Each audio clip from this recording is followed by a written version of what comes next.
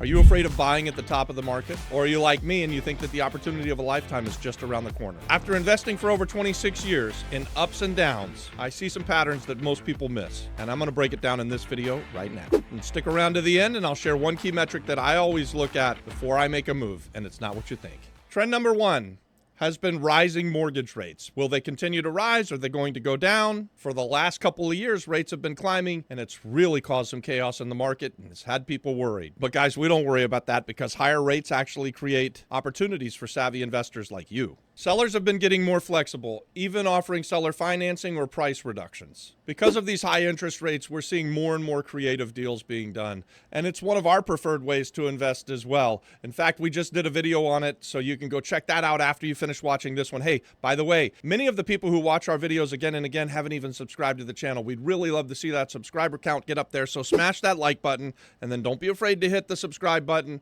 We're pushing to 20,000 subscribers, guys. One more thing I want to say about these rising interest rates, because we have just recently, over the last couple of quarters, seen the interest rate get lowered a couple of times. And now as we head into a new presidency, President Trump is going to be back in office. We may see these interest rates start to click back up, or it's possible he'll keep lowering them. Guys, we don't really know. Nobody has a crystal ball.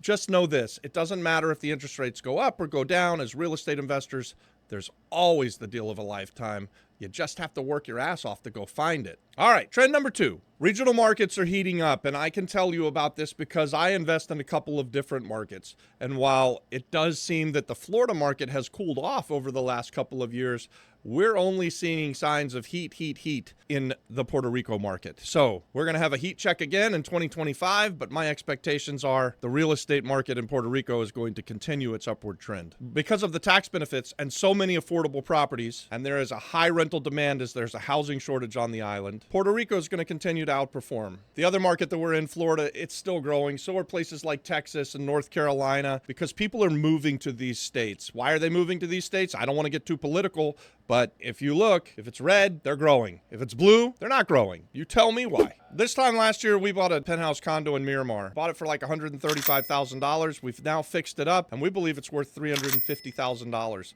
We love the trajectory of where the real estate market is going on the island of Puerto Rico. Later, I'm going to reveal another market that most people are sleeping on right now that could explode in 2025. Let's talk about trend number three, off-market deals and direct negotiations. With fewer listings and more competition, the really good deals will not even make it to Zillow. Not only that, but in the States, they just fucked up the multiple listing service. And so there's going to be way more direct-to-market deals and dealing direct with sellers than ever before. So this is a big growth area for real estate investors who can figure out how to solve problems for sellers who didn't even know they had problems because they were able to sell things by putting it on the MLS.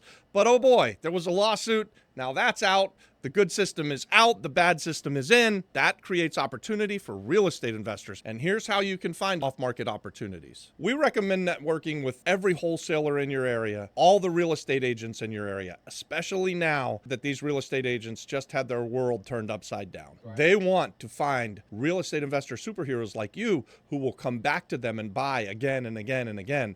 The buyer's agents are looking for buyers that they can still make some money with. That's you, the real estate investor. Old tried and true strategies like driving for dollars and sending direct mail, these are still going to work. Here's a pro tip when you're a real estate investor and you're reaching out to all of these wholesalers and now real estate agents that are looking for secure buyers who they can come back to a time and again. You need to do what you say. If you are a real estate investor who closes when they say they're going to close, you are going to have people lined up at your door to give you deals.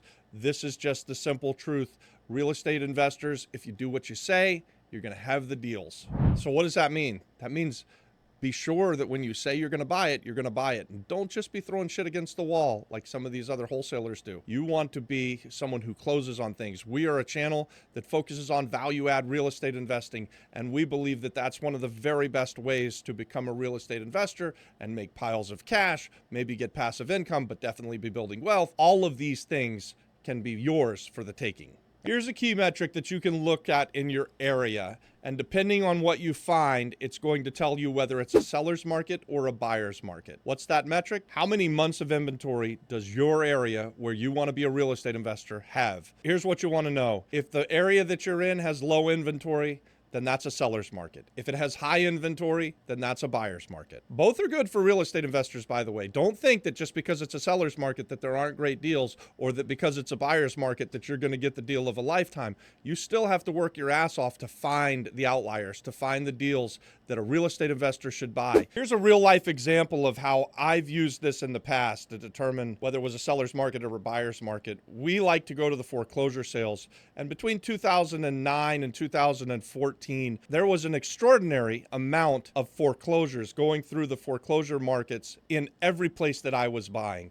This created so much downward pressure. It scared a whole bunch of real estate investors out of the market, and we were buying things on the cheap. I mean, it was the best time that I can ever remember to buy, and it was because we were buying at these times, we were able to come back from the catastrophic banking crash of 2008 and regain all of our net worth and all of the passive income. And that's a great example of a buyer's market. And here's an example of seller's market. And I didn't see this one coming, guys. When we heard about the big flu, we were batting down the hatches. We took everything off of the market and we rented them out for cash flow, thinking that the market was going to crash and that it would become a buyer's market. But during COVID, it was a seller's market like I've never seen.